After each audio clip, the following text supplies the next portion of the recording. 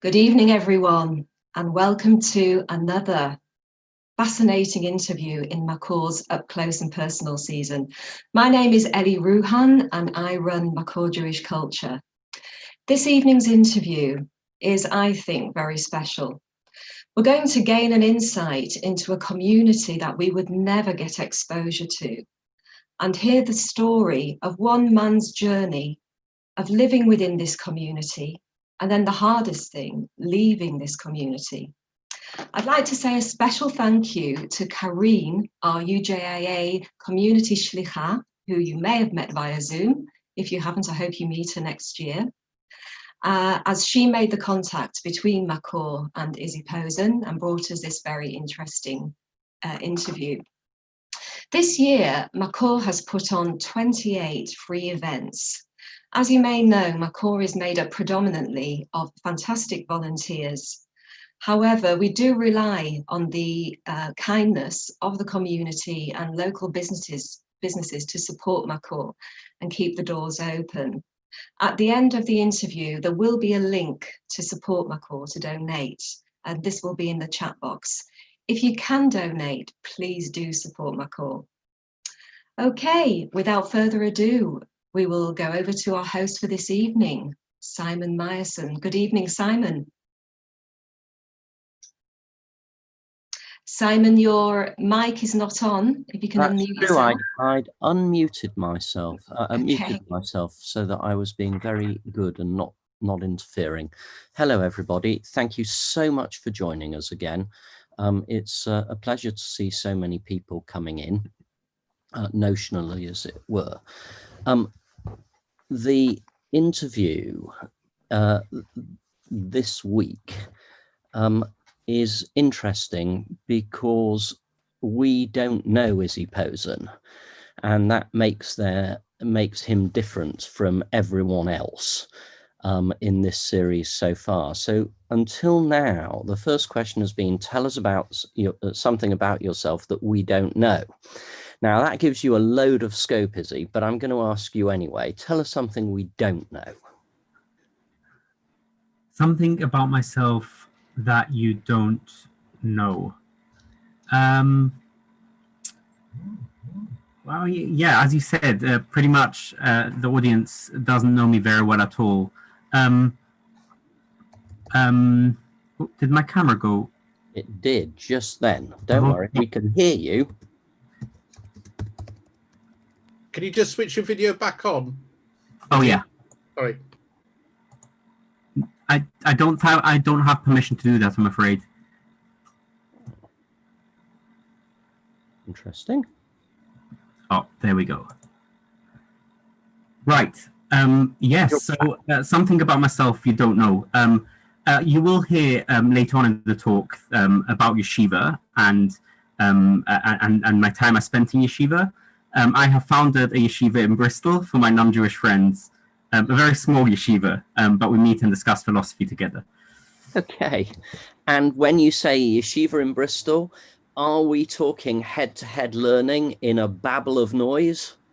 Yes, absolutely. That's the very idea. So I was a bit, I study philosophy, right. And I was a bit disappointed by the kind of British civility that takes place in philosophy seminars. And I wanted a bit more of shouting at each other, which is very common in yeshiva. So that's very much the idea. Absolutely. And how do they take to it?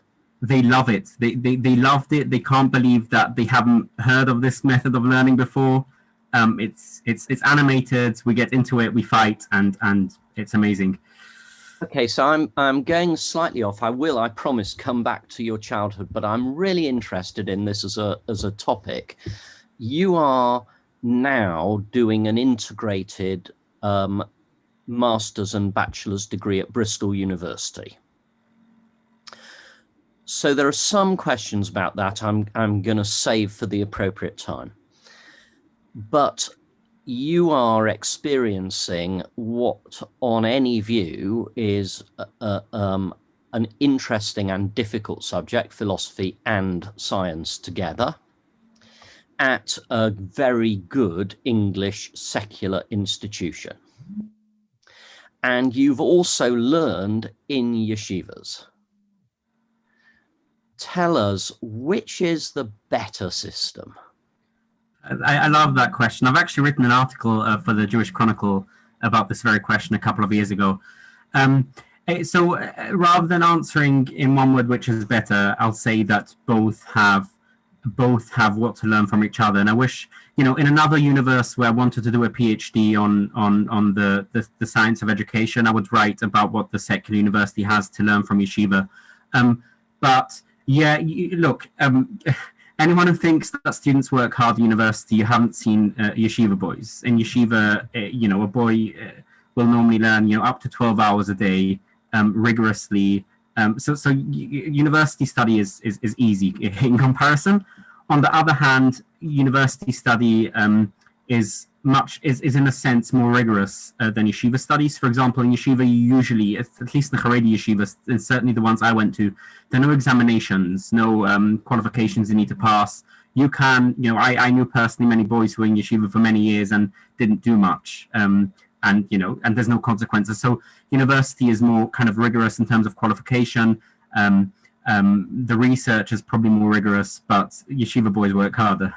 Okay, we may come back to that. Let me take you back to the beginning.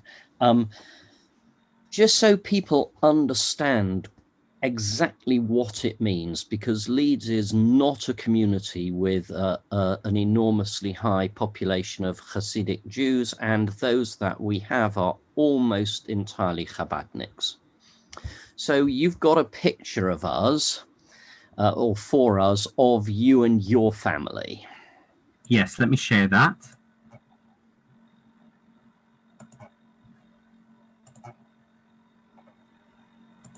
Okay.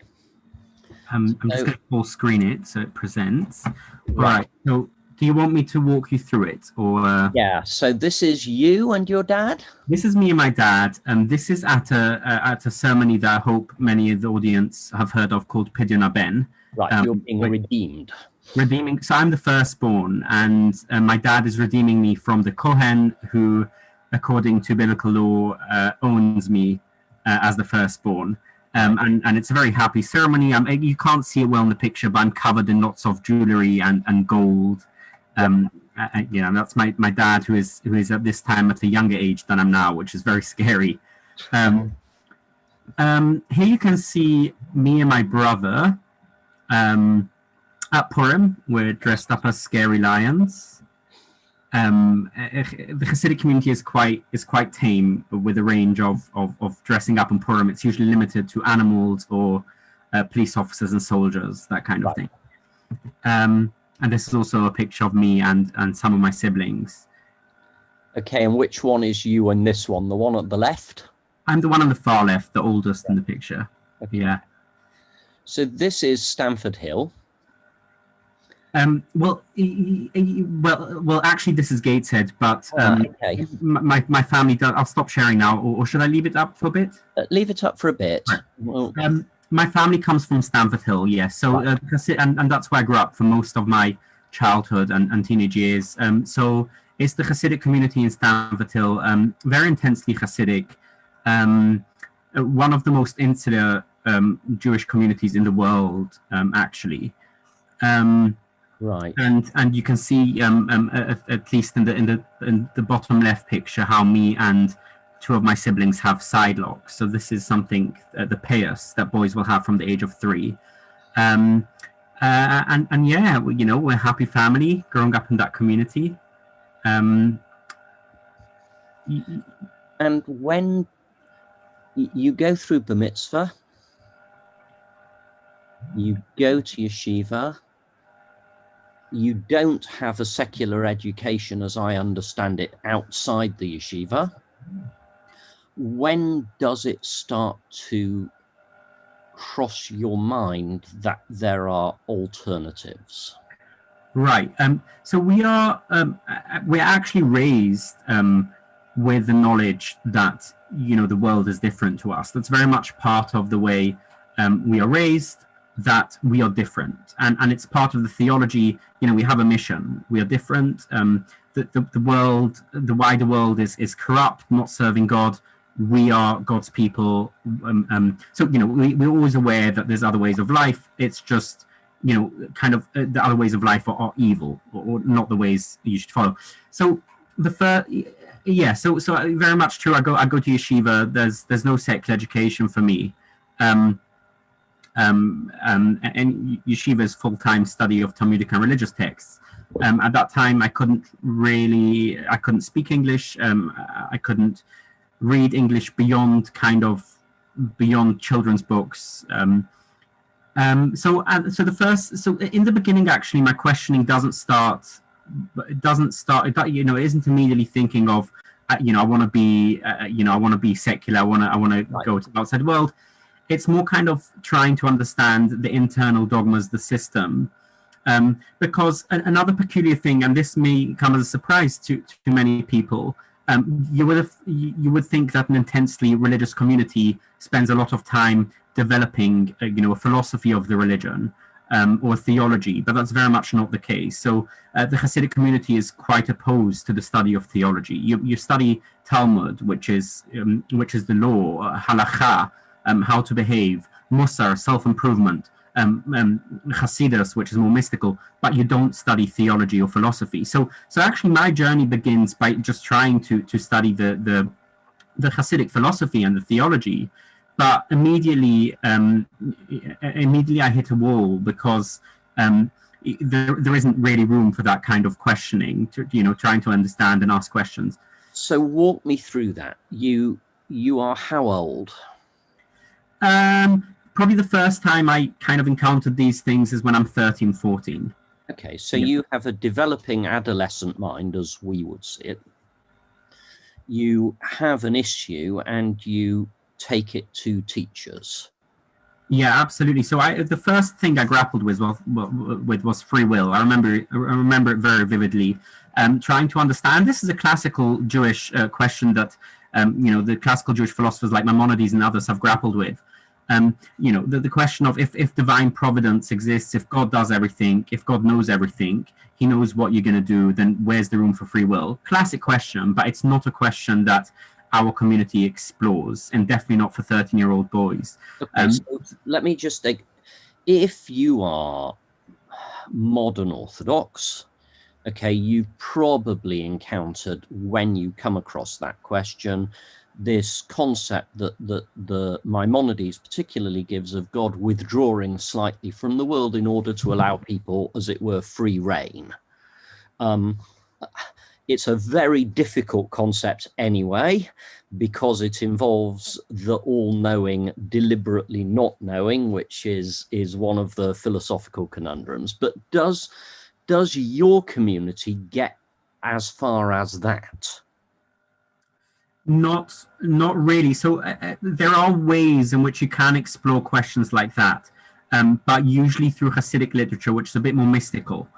So rather than having a philosophical answer to those questions, there'll be mystical answers. But even those are usually not discussed with 13-year-old boys, and it's certainly not something that was part of my Jewish education. It's not something that my parents or my teachers talked of or grappled with publicly. And what's the reaction when you have that question? So I asked the question very respectfully. I'm not trying to undermine anyone, just asking it. It's well received by my teacher, who says he has to go off and think about it. He comes. So I actually asked this to the head of the yeshiva, and he didn't know. So he referred me. He said, "Well, there's this one teacher. He is known as the thinker. He knows this stuff. He'll talk to you about it." Right. He gave me his response. Something on the lines of what you said. I didn't find it satisfying because this is a question that. Pretty much, I mean, I don't want to go in deep into philosophy, but people have recognized that the answers to these questions are not really satisfying. Right. But that, so I go off and I think, okay, I'll think about it more, or I'll suspend judgment or whatever, and I think about more stuff. I think about You know, and at this point, I'm curious to read the books that discuss these things. And again, they're not part of the curriculum, right? So, you know, even Maimonides, who is very respected in the community, and his halachic works, is studied extensively. His philosophical work is literally banned. You mustn't study his philosophical. I was going to say you are not getting access to what in English is called the Guide to the Perplexed. No, and funny story. So, in yeshiva, this is several years later in a different yeshiva where I discovered in the library the Mora Nevuchim, the Guide to the Perplexed, Gathering Dust, and I started learning it. And a boy caught me learning it, and he told one of the teachers, and then the book suddenly disappeared and got hidden away. Yeah, so it was it was on the shelf because of Maimonides, but as soon as somebody it was meant to be on the shelf but not to be read, and as soon as somebody was reading it, it disappeared. Okay. And so when you get the answer and you are not satisfied with it, do you say that? No, at that point, it's very much still, you know, there's Hasidic community, they recognize that, you know, there's the saying, you don't have to understand everything. They're cleverer people than you, have grappled with these. And, you know, it's a very common saying is like, you know, if Maimonides could remain religious, then so can you. You know, if it's good enough for him, it's good enough for you. And at that time, you know, I just take it. Okay. And as it goes on, I'm guessing here, but presumably the problems in your own mind with comprehension and acceptance simply grow. Yeah, very much so. And I'm at that point, I'm kind of playing around with the boundaries and trying to see, okay, what books I'm very curious about the books that are being hidden from me. What books can I read? And just to be clear, we're not talking about reading The God Delusion by Richard Dawkins. No. We're talking about reading classical Jewish books that are forbidden. So, you know, even, you know, people like Rav Kook are forbidden in the Hasidic community, and especially I grew up in Satmar, which is a particularly zealous Hasidic community. So in the beginning, it's very much trying to read those kinds of books, trying to understand what you know. Okay, so I accept that Judaism is true. I accept that Haredi Judaism is true, but why Satmar? You know, so my first point of questioning is not I'm going to be an atheist. It's maybe not Satmar. So I start reading Rabbi Hirsch from Frankfurt, for example. Yeah. Phenomenal thinker. Again, not really allowed in Satmar. And the more I think and the more kind of my mind opens up to wide and wide ideas, the more I see that the simplicity and the certainty with which I was told, you know, the truths of the religion, it's a bit more complex than that. You know, the things that I was told are so simple and it's so certain. Well, actually, people are grappling with these things. It's a bit more complex. And keep also in mind when I'm reading. Even Jewish thinkers like Rabbi Hirsch, he is grappling with philosophical critiques of religion, for example. So this exposes me through the writings of Rabbi Hirsch, an Orthodox rabbi. I get exposed to kind of non-Orthodox critiques of religion. And kind of the pinnacle, if we're going through my philosophical journey. So obviously my journey had lots of components. The philosophical side is just one element of it. There was the psychological and you know, classic teenage rebellion, those kinds of things as well. But if we talk about the philosophical journey, this is very funny. So, and this is at a later stage, towards when I was 17, 18, and one of my teachers reluctantly realizes that I have all these questions. He gives me to read Kirov literature. Now, Kirov books are books by rabbis written often to secular Jews to convince them of the truth of religion. And usually, again, in the Hasidic community, you don't read these books. You don't need it. You have a simple faith. You're not even questioning, why do you have to have proofs for religion? But at that point, I'm already questioning. So he's giving me these books. And ironically, I read this book by Rabbi Victor Miller. I don't know if many people have heard of him, a quite zealous Haredi rabbi who did do a lot of thinking and arguing for the faith. He wrote a whole book, Debunking Evolution. I'm trying to remember the name of the book. It doesn't matter. A book on debunking evolution. Ironically, I haven't heard of evolution before reading the book. Right. So I read the book, the whole book, and I finish the book. I'm like, actually, this evolution thing makes quite a bit of sense. And so, ironically, through Kirov literature, I got exposed to kind of more atheistic, more secular ways of thinking. And that chimes with you? As in, if now, sorry. I mean, that rings bells for you. You think to yourself, well, this is sensible, this is right. At the time, yeah, very much so. Very much so, yeah. And so that takes me to two sort of specific areas of inquiry. The first is this: does anyone try to reconcile those beliefs with Judaism, or are you presented when you discuss it in your community with, well, if it's got to be this or it's nothing?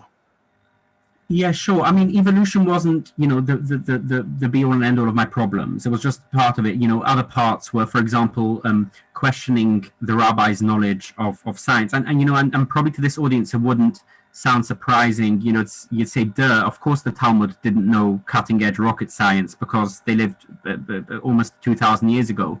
But in my community, it was very much the belief that the rabbis of the Talmud were all knowing, and and they knew the best of science. Every word they write is true. So for me, when that falls apart, that's also a big problem, and things like that. But yes, to answer your question, so in the mainstream community, the vast majority of Hasidic Jews, for them, these things are an absolute contradiction. You can't believe in evolution and be a Hasidic Jew. You can't believe that the Talmudic rabbis didn't know all of science and be a Hasidic Jew. However, so until the very last second, this was very much the line. You can't believe these things. But when that didn't work, I was sent to speak with other rabbis who were non-Hasidic rabbis, actually, kind of in a final straw attempt of like, okay, you know what, you might not be a full Hasidic Jew, but at least remain Orthodox. And there are accounts, there are many modern Orthodox thinkers who have come up with accounts to reconcile things like evolution with Orthodoxy. Right, and we'll come back to that, but I wanted to just go down the other avenue, which is, how does your family react to this? Do they know about it?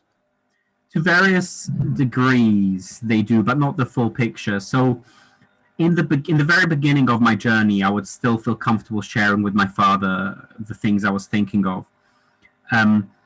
But very quickly I learned that I don't have a listening ear, and there's several instances where I say something and he shouts at me and is really, really angry and upset by what I say. So definitely towards the end of my journey, the last 2 years, he wasn't aware of how far I've gone. He thought I was still maybe having a bit of rebellious thoughts, but he didn't realize, at the very end, at the point where I'm no longer believing, I'm not even practicing anymore, he didn't have a clue. Right. And let me just chase that a bit. What you might call the performative element, wearing the clothes, going to the places, saying the things, you're doing this all the way through up until the end. Absolutely, because all the doubts and the questioning, all is there. All is there kind of in the abstract. It's the theory, but alongside it, all your life you've been praying 3 times a day, and you're not going to stop doing it suddenly because you're exploring philosophical questions. Although, I mean, my observance did become more and more lax. So, prayers are taking less time, words are being swollen. I can sleep in once or twice a week. I miss one, but it wasn't until the very end when I made a conscious choice to stop practicing. And until that point, I would say I was solidly kind of a heretic for at least 2 or 3 months before, whilst I was still completely religious in observance. Okay, and that there must be a sort of wrenching feeling between this is what I really think, which essentially makes a lot of what you're doing I won't say worthless, because it can have a worth which is not intrinsic. I mean, it can be worth something because it pleases your family or makes life easier. But between your head and your performance, there is a huge disconnect. Absolutely, absolutely, yeah.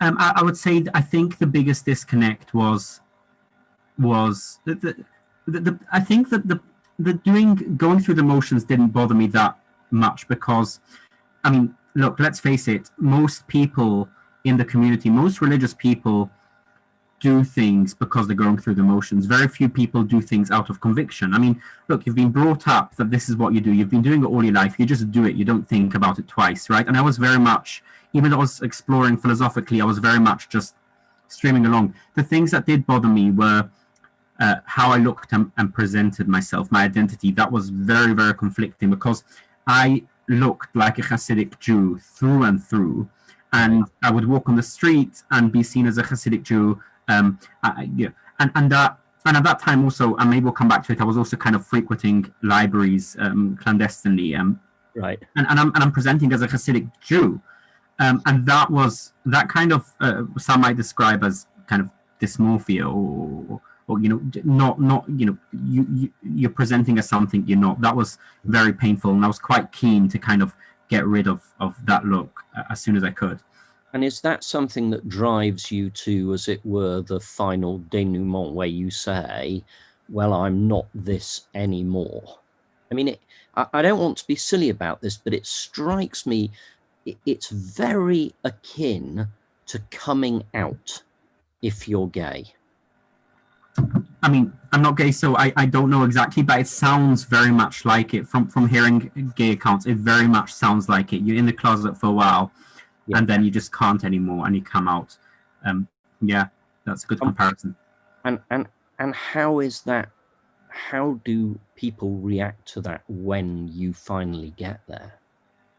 Yeah, so it starts. So I'm in yeshiva, and the first person I come out to is my mentor, called a mashgiach. Every yeshiva has a mashgiach. It's like a mentor who looks after the boy's spiritual health. And I come out to him, and he was aware of my struggles, and he was the one who lent me these Kirov books. But he very much, for some reason, I don't know why, but for some reason he always thought that these are just abstract theoretical struggles, and he knew I wasn't satisfied with the answers. He knew it, but he was like, okay, it's all in the abstract. Maybe he just has questions. And then I come to him one day and there's like, I no longer keep Shabbos. I no longer keep kosher, and this was a massive shock for him. He goes and tells my parents. They all hell breaks loose. Like, it's I've never seen my father cry like he cried that day. He was on the phone to me shouting and crying and saying things like, I'd rather be dead than you have this, you do this, or you're so selfish, or you're so arrogant. Who do you think you are? And again, the line of like, Maimonides, it was good enough for Maimonides, it's not good enough for you. Anyway, so they decide, so I told my father on the phone. I very much had the line of, look, all I'm trying to do is trying to be truthful. And I told my dad, look, you taught me that the reason we're Hasidic and we're religious is because that's the truth. So you taught me that the truth is more important than everything. And I no longer think that's the truth. So I need to follow what I think is true. So we agree that they're going to send me to Israel to do Kirov, to basically go through a kind of a program that is going to convince me that the religion is true. So my father's like, okay, you're looking for the truth. Well, you're going to talk with rabbis. They have the truth, and you just listen to them, and they'll convince you that the religion is right.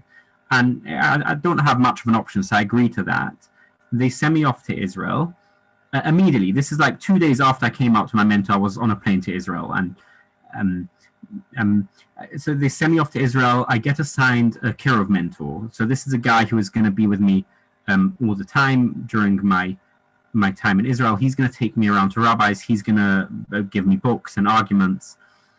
So I'm there for 4 weeks, and I get taken to dozens of rabbis. I get assigned books to read, and there's nothing new. Like, I'm not finding anything new. It's all the same arguments rehashed that I didn't find convincing in the first place.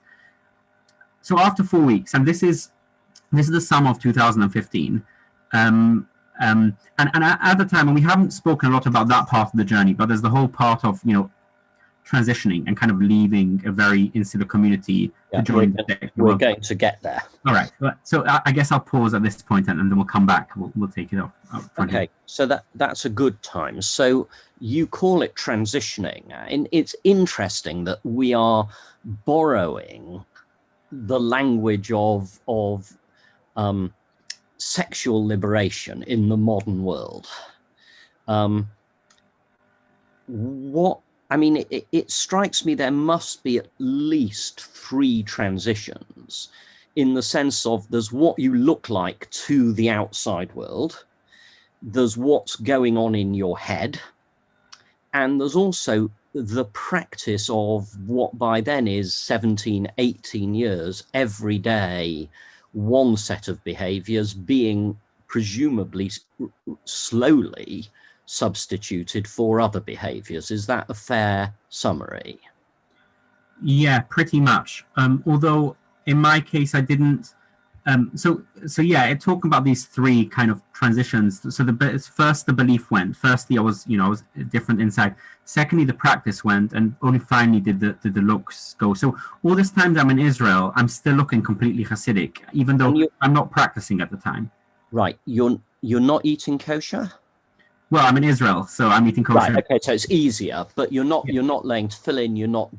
Absolutely not. And I'd already eaten before I went to Israel. I'd already eaten pork. Right. So yeah. Okay, so you have one over on me. What's it like? Pork. Yeah, my non-Jewish friends say the only thing I'm missing is scallops. Nah, I wouldn't say that. There are a lot of people watching who've done national service and been through war where they were told that if you couldn't get kosher, you could eat other things, who are all waiting to see what you think. So my first experience of pork was ham. I found that very underwhelming, and until this day, I'm not a big fan. I think my best cut, my favorite cut of pork is pork belly. That's pretty good. Okay. Yeah. Interesting. So not just, this isn't just transgressive. This is a genuine choice because you like it. Well. So no. When I'm doing it initially, it's definitely transgressive. It's making a statement for myself, because, as I said, like, you can be practicing purely out of habit, and you have to break that habit. And I wanted to break that habit to assert my identity, my secular identity.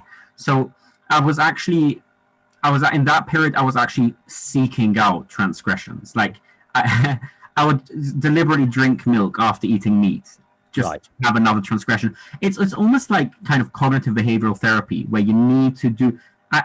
So I have friends who are atheists already years, and they're still scared of pork, right? And for me, it was very much kind of losing the fear, and it worked. Yeah. And that's going on in Israel to the extent that it's possible in Israel, but you are still dressing like a member of your community. Yeah. And do you decide when in Israel this is it? Yeah, so after 4 weeks, during this time, I was in touch with an organization called Mavar, which was set up to help people in my situation. So just to give you an idea of how kind of helpless I was, I had never until that point spoken with anyone outside of the community. It's a completely different culture. I didn't have any money. I didn't have any secular clothes. I had nothing. So I was relying on their help, and I also know I was going to be kicked out from home. So I'm in contact with them, and they are trying to kind of prepare for my arrival back. So they're finding for me somewhere to live, they're telling me I need to start looking for jobs. And also September's approaching, and I was very clear that my aim is to go to university.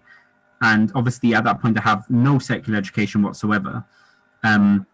So they are telling me, the academic year is starting, you need to go to college to get your GCSEs.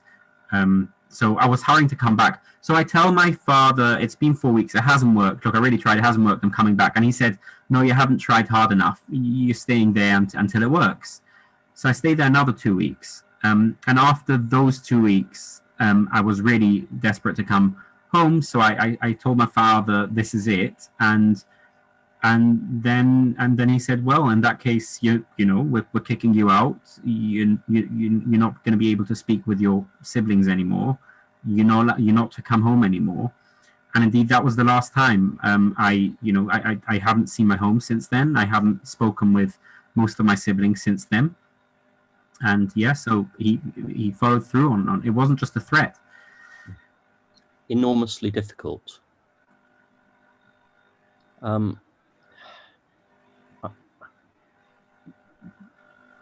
Had you had any conversations with your mother independently of your father?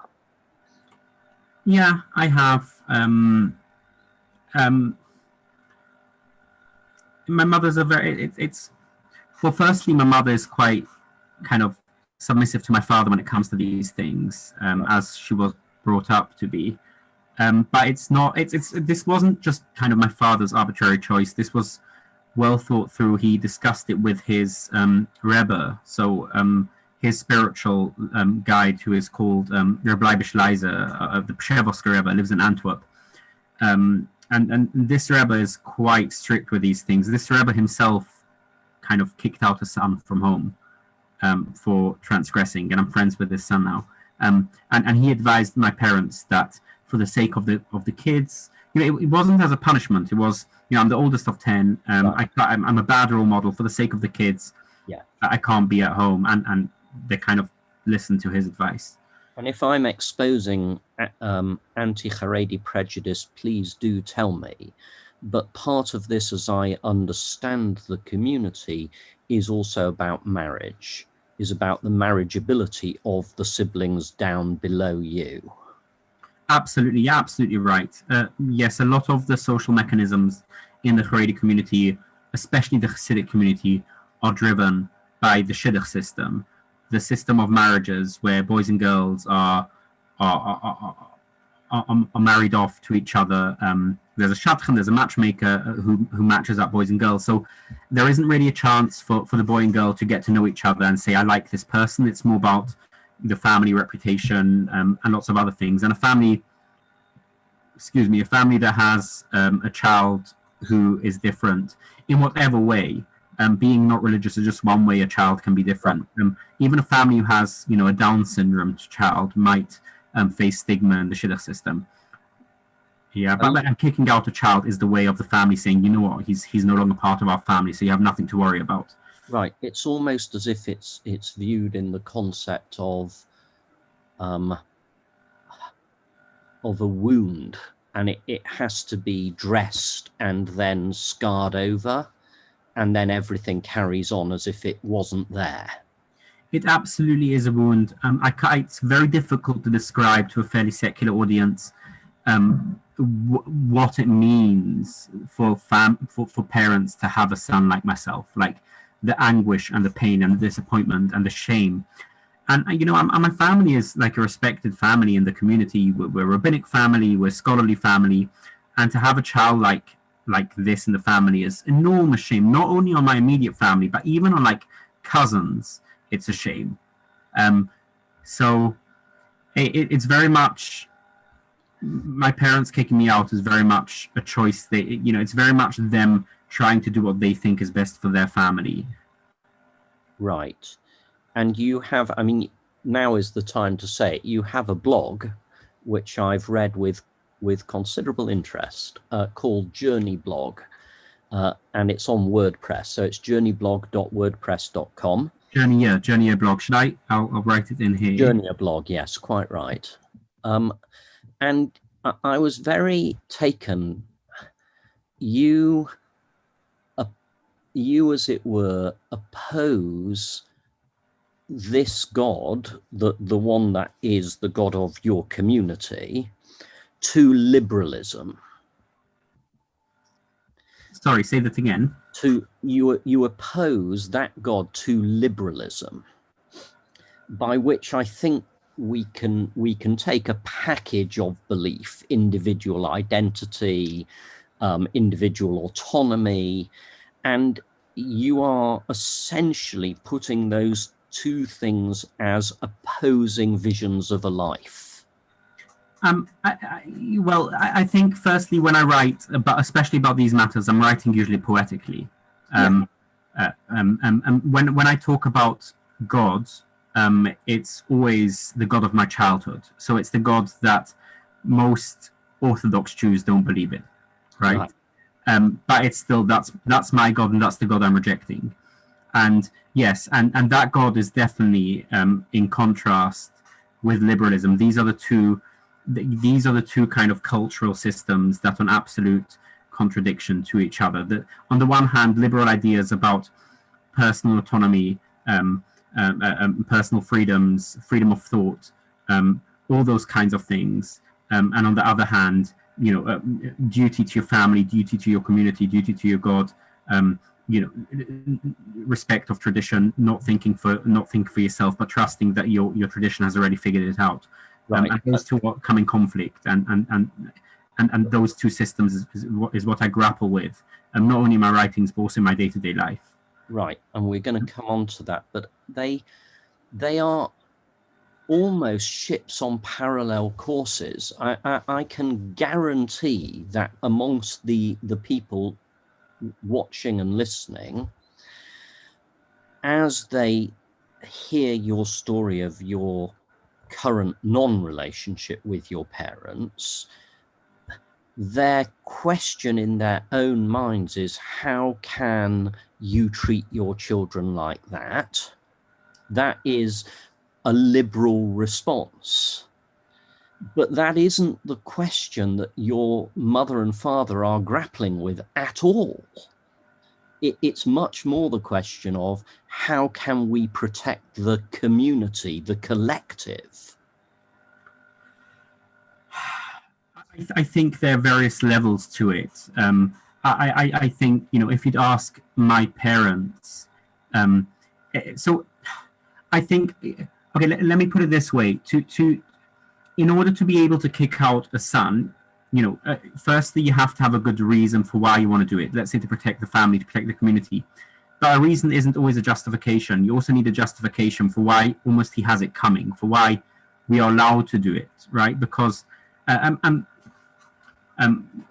son can make your life very hard. If I had cancer, my parents wouldn't kick me out, even though I would.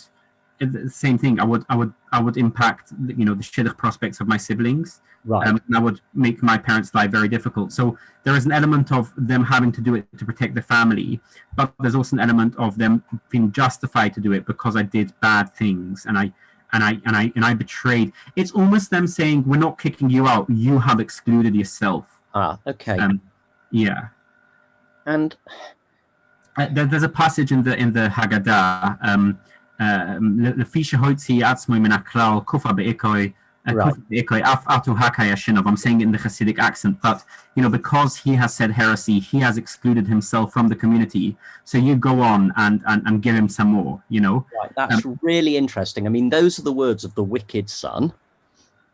Okay, but I would, as a kippah sruga wearing modern Orthodox Jew, I would say it's not about the heresy. He's chosen that he's not going to come on the journey. So you have to say to him, well, if you don't want to come, don't come. But it's not about personal relationships. So he would still be he'd be in the family group, but not perhaps in the collective group. But the Hasidic community, as I understand it, just does not have that distinction. I should add that in the Hasidic community itself, this is a big conversation. So right. My parents' reaction is by no means the way every Hasidic parent will react. I have friends who are also ex-Hasidic who are welcome home. this is very much assessed on a case-by-case basis. Well, firstly, you have some rabbis in the community being more kind of liberal, so to speak, than others, but also it's a case-by-case basis. So I think if I was, for example, the youngest child in the family, I don't think I would have been kicked out. Right. But the oldest to have influence. And not only that, I think also if I was a less philosophical and less proud in my heresy than I am, I think they would also say, well, you know what, he does his own thing. But I'm ideologically secular. Okay. Yeah, I understand. So I'm a threat. Yeah.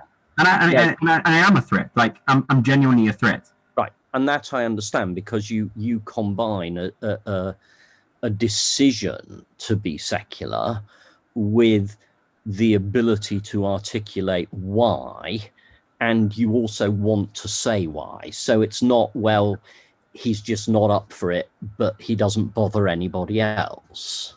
Exactly. And I think somebody once, somebody, you know, in the community articulated it to me and said, you know, if I was kind of a dropout, kind of who didn't participate because I was lazy or I was too lustful and I just wanted to, I don't know, have lots of sex and drugs, I think I would be less of a threat, because I would actually be kind of, you know, they could point the fingers and say, look, be religious or you look like him. Right. And there are plenty of people like that in the community. Like they're called, or sometimes called teens at risk, or street boys, kids who drop out of the system, but they're still kept around, and they almost have a sociological function of the community saying, look, either you toe the line or you look like them, and you don't want to look like them. But for me, it's very appealing to look like me. I think I'm doing well. I'm carrying on. They can't even say that I want to, you know, the yeshiva life was too much for me, because I'm in yeshiva all over again. I'm doing a master's in very difficult subjects. So I clearly want to study. And so it wasn't that it was too much for me. I was too lazy to obey the laws. I'm secular ideologically. I mean, it would be, I think, crass to say, do you have no regrets? Because that can't be sensible. But there clearly is in your own mind a balancing exercise here, and going back is not an option. Well, no, I do have regrets, and going back is very much an option, but I'll explain in which way. So, so I think, you know, it's in obviously the way I did it, I couldn't have done it differently with the knowledge I had at the time. With hindsight, I would have done a different journey. With hindsight, I very much would have been a bit more pragmatic about it. I didn't have to cut off my beard and pious overnight. I didn't have to shout to the world that I'm secular. At the time, I didn't know of another way of doing it. But I very much, look, let me put it this way. I haven't thrown away the Hasidic community in the sense that I'm saying it's worthless and I don't want anything to do with it. To the contrary, I think it has tremendous value, and I wish I was still part to it to whatever level. So I think, you know, so if you ask me about my ideal world, for example, it's one in which I can have 1 foot in and 1 foot out, so I can enjoy the benefits of secular life, including going to university and free thought and stuff like that. But I also very much want to enjoy the joys of Hasidic life, right? The celebrations, the Shabbos, the singing, the very meaningful conversations. But sadly, I can't. There isn't right now room for me. I very much. You asked me if I ever want to, if I ever see myself going back. Yes, like if there's ever a situation where I do manage to balance these two aspects, and I manage. So I would never go back in the sense that I'm back in, you know, kind of at the way I was growing up, in a way that I don't have my freedom. But if I could go back in a way where I can still maintain my independence to some extent, I would. But that's not currently an option for me. So I was going to ask two things about that. I mean, I have a nephew who is Sephardi, and he is totally secular, and he's been in the Israeli army. He has a lot of his family is in Bnei Brak, and he is perfectly content on Erev Shabbos to put on what he calls the white and the black, the white shirt and the black trousers, and the black velvet kippah.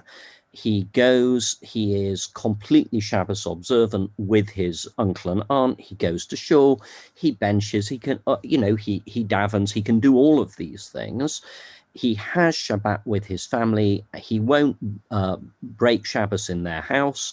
He walks away at the end and he resumes a secular identity. And for him, there is a value in that. In both the family and even occasionally, although he doesn't believe it, in the sort of touching base with the communal aspect of prayer. Is that an option for you? Either for yourself, you would do it, or for the community, they would do it? I would certainly do it. I'm ready. I still have my hat and my black bekercher. I'm ready. It's the community and my family isn't ready yet for that. I very much hope that one day they will. I really hope they will. I don't think that it might be a bit more subtle than that. So with your nephew, I don't know if the community know that he goes away and then becomes secular, or is it? I don't know. I suspect some do, but most won't. Right. So that it very much depends on that as well. Like, I don't know if I can live a totally double life, but if I would be accepted, if it would be a case where, when you're with us, you behave like us and then go off and do your own thing, I would embrace that immediately. Okay, interesting.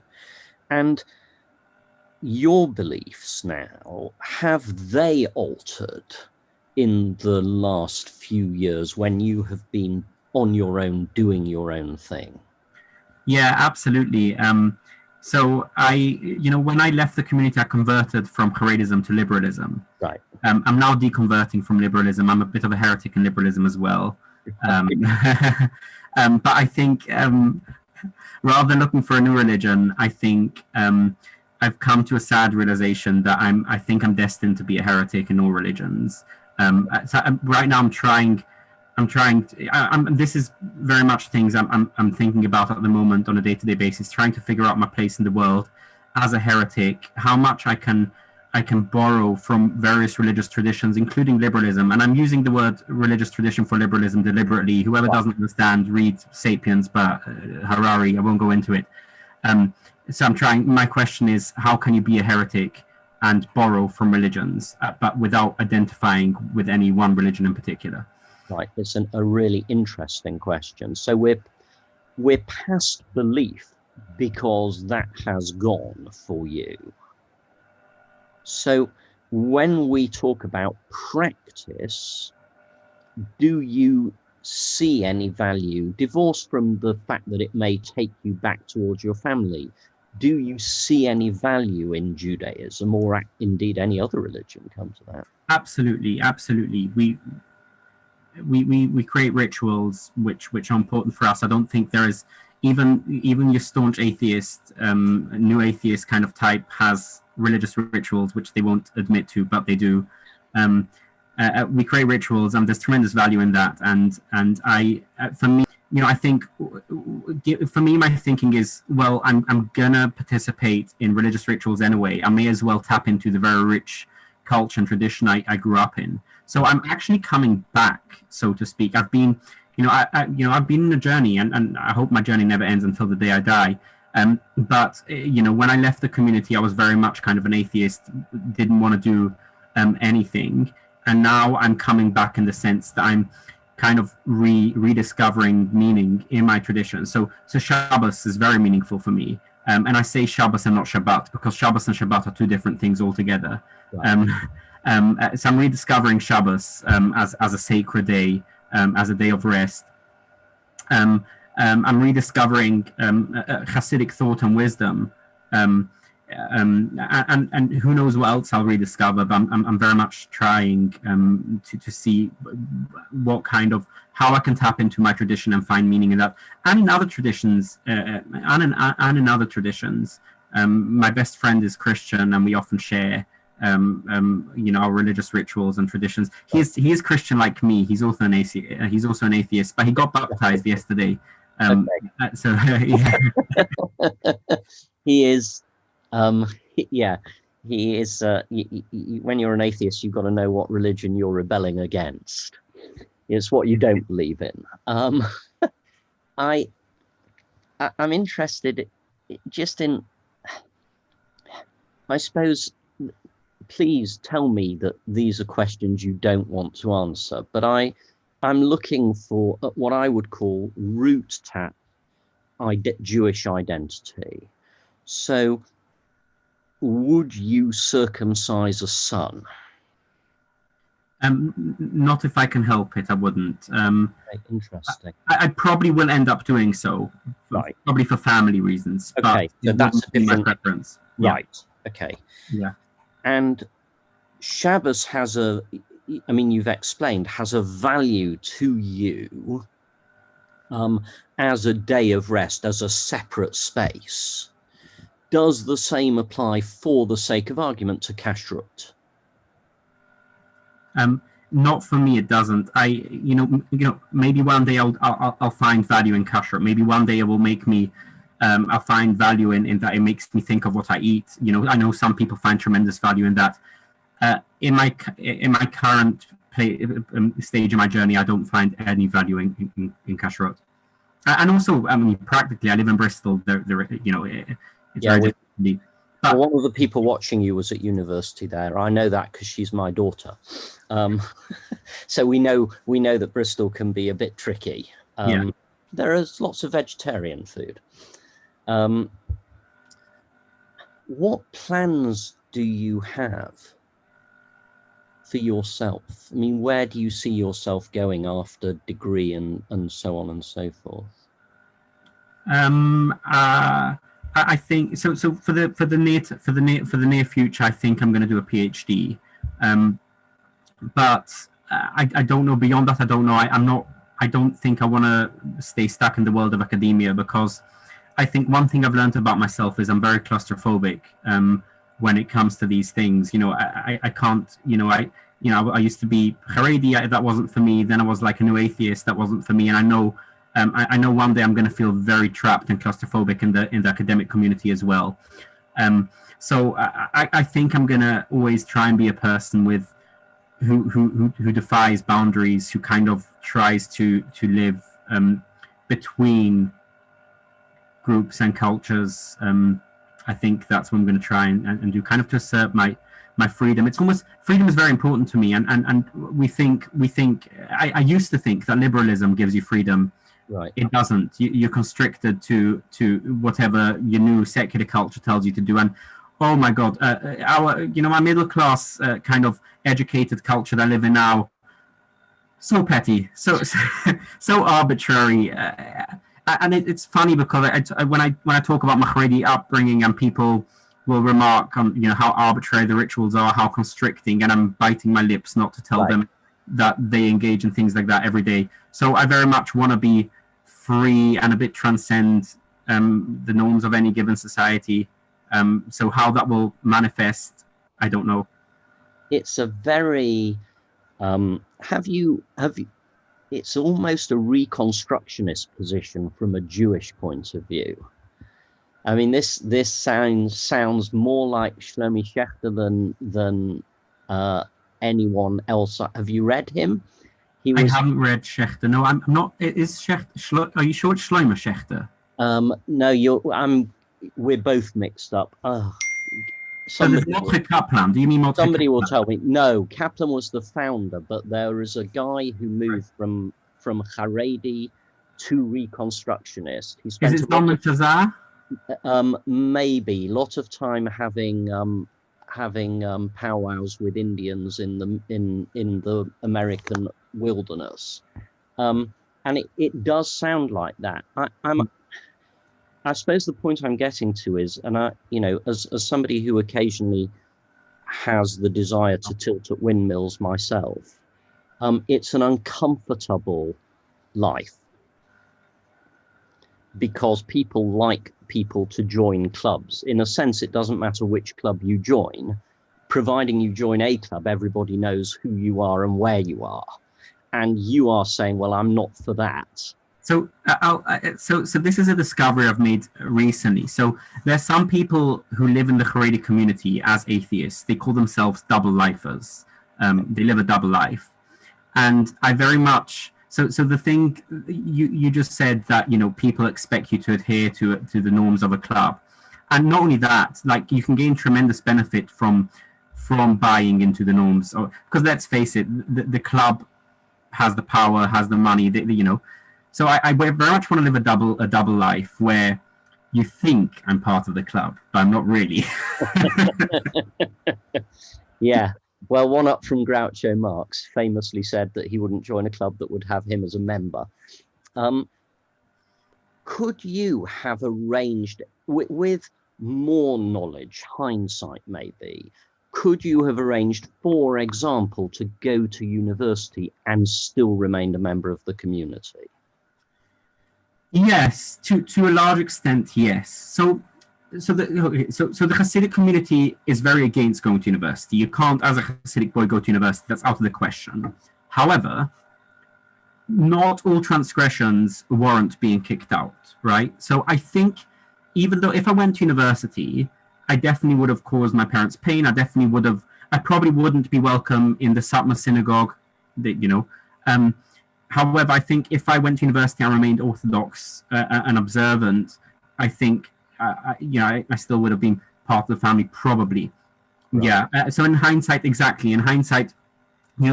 could have been a route that I may have taken. But at the time, I think I very much needed to rebel to kind of assert my identity. Yeah. I mean, it's a very... also keep in mind, at the time I was still believing in liberalism, right? So it was important for me. Yeah. What strikes me about it is you are doing this without any route map. I mean, that once the community is not going to help you, nobody is going to help you because you can't access it.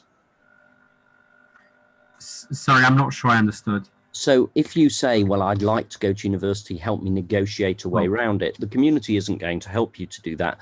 And then there isn't anybody you can access who will help you do that. That's very true. And that is, that's part of the reason why I ended up cutting off completely. Because, in my teens, at various points, I mentioned to my parents kind of the fantasy of going to study. I told my mum once I wanted to be a doctor, and she the next morning I saw her with red eyes, and she told me she didn't sleep all night because of what I told her, right? And it's funny because when I left, my parents would say things like, you could have gone to university and remained religious. And I would say no, because every time I mentioned going to university when I was still religious, you never said it was an option. You always cried. In the States, there is an organization called, I think it's called Makom, as in place, which is set up to allow Haredim to live a modern Orthodox life. So people who want to go to university, not leave the community, that's the support for them. Okay, but not here. No. People are asking on the chat, although I have to say I'm dubious about the question, but I'll ask it and we can explore it together. Would you marry somebody who wasn't Jewish? Okay, is this interview going to be uploaded anywhere on the internet where this can be seen afterwards? Yes. In that case, I'm afraid I can't answer the question. I think that's fair enough, actually. Yeah. But I also, I mean, I'll say this because I've asked it because I've been asked to ask it, but let me ask you my follow-up question, and I'm a lawyer, so I'll freely acknowledge this is about as leading as you can get. Is that type of thing, in your view, a loyalty test that we should be setting? No, I think I've got 4 daughters, and they will say that when they were growing up, I would say to them that if they married out, I would sit shiva.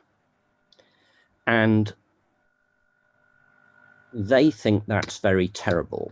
And my defense to them is I wanted you to understand the enormity of that step for me. And I think now there is some validity to that, but actually I agree with them. It's terrible. So going away, so again, I can't talk about me personally, No. not in public, but so I think a lot of people are making a mistake of thinking that if you marry out, then you can't bring up your children Jewish. And for me, and maybe, I don't want to put words into your mouth or explain why you felt so terrible. Maybe you can tell me in a moment, but I think many people feel so terrible with marrying out because they want to have Jewish grandchildren. Right. For me, I am going to have Jewish children.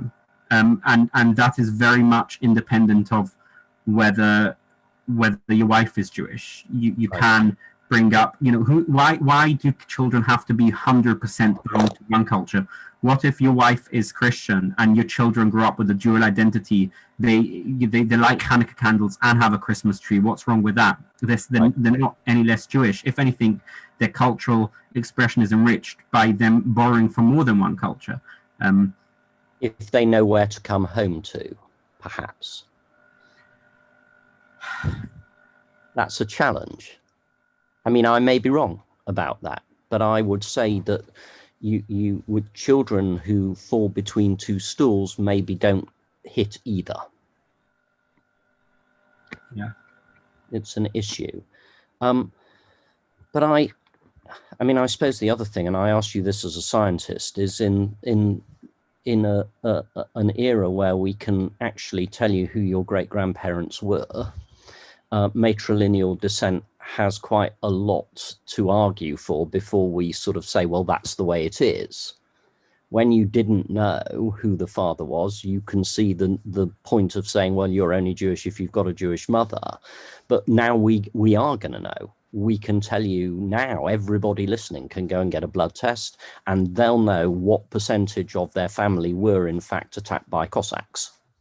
Far too high percentage. You could do these blood tests like 99.9% Ashkenazi Jewish. That's not healthy. No, that's not healthy. It's not good for an you. issue. You need some mix in the genes. Let me ask you one other question, because it is, I thought, really an interesting one. You've walked away from a community on your own. Do you have a father figure, a mother figure now who you discuss things with? So my father figure, my mother figure are still my parents. Like, in my mind, I love them even more. I probably love them more now than I did in the community, because it's a love that is you can't take it for granted. You have to think why you love them, and I love them very much, and I'm very hopeful that one day I will be reunited with them, and I know they love me very much as well. In terms of mentors, that is such a good question. I definitely lack. I'm missing something that many people my age don't have. If that someone is, the finger wagging parent who can tell you when you messed up and they're wiser than you. I miss that. I have some mother figures and father figures, but they can't. And they give me great advice, but it's not the same because of this, and they don't feel comfortable to tell me when I messed up, and I'm missing that in life, and I've made mistakes because of that, and yeah, I think people my age don't appreciate how important it is for them to listen to the wisdom of the previous generation. And this is another pet peeve of mine, how in my current society, my current culture, people my age, we dismiss older people. We call them boomers, and we think they have nothing to teach us. They're just stuck in the past, and that's why my generation looks why it does, because we need to listen more to people who have life experience, who weren't just born yesterday. I'm going to leave it there for two reasons. One is I know you have a deadline. The second is because I would very much, and people will vote with their emails, but I would very much like to do this again, perhaps to focus in and drill down on a couple of things that we've just hopped over, because there is a lot to discuss in a very short time. I want to say two things. Firstly, to everybody out there, Makor is a charity. It is working for you. Go and help them, because this doesn't happen on its own. And I can say that with moral authority, people, because I am not being paid for this. I'm doing it for love. But if you think this is worthwhile, you've got to put your, it isn't huge sums, but you've got to put your pennies where your mouth is. So please do. The second thing to Izzy is, thank you so much. It's been breathtakingly honest, which I professionally and personally appreciate. I found it fascinating. I'd like to butt heads again. I really mean it. There are things that we have to discuss that we don't necessarily agree about. But I think that, and I say this as a boomer, there is a really significant bravery in setting off down a path that only you have charted. And I hope for you and your family it works, because it deserves to. So good luck. Come back and see us again, I hope. And everybody watching, thank you so much. It's been such a pleasure. Take care. I'm going to leave it there.